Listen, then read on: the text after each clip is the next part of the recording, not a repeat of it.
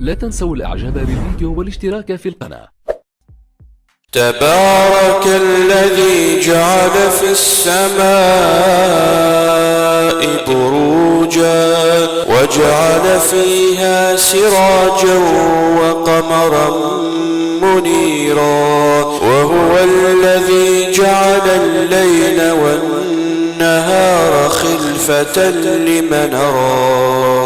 لمن أراد أن يذكر أو أراد شكورا. وعباد الرحمن الذين يمشون على الأرض هونا وإذا خاطبهم الجاهلون قالوا سلاما، والذين يبيتون لربهم سجدا وقياما، والذين يقولون ربنا اصرف عنا عذاب جهنم إن عذابها كان غراما إنها ساءت مستقرا ومقاما.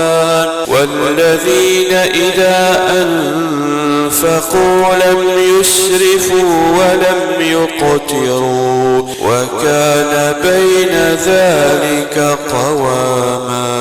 والذين لا يدعون مع الله إلها آخر ولا يقتلون النفس التي حرم الله إلا بالحق ولا يزنون، ومن يفعل ذلك يلقى أثاما يضاعف له العذاب يوم القيامة ويخلد فيه مهانا إلا من تاب وآمن وعمل عملا صالحا فأولئك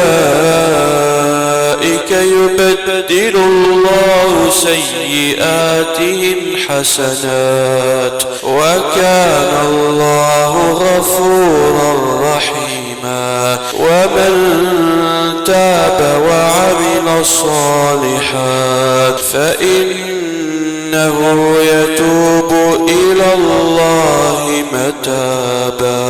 والذين لا يشهدون الزور وإذا مروا باللغو مروا كراما.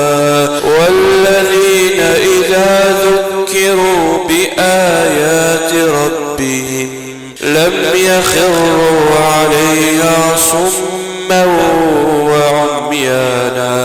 والذين يقولون ربنا هب لنا من أزواجنا وذرياتنا قرة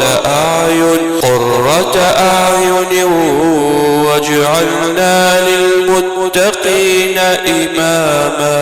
أولئك يجزون الغرفة بما صبروا ويلقون فيها تحية وسلاما خالدين فيها حسنت مستقرا ومقاما. قل ما يعبأ بكم ربي لولا دعاؤكم فقد كذبتم فسوف يكون لزاما.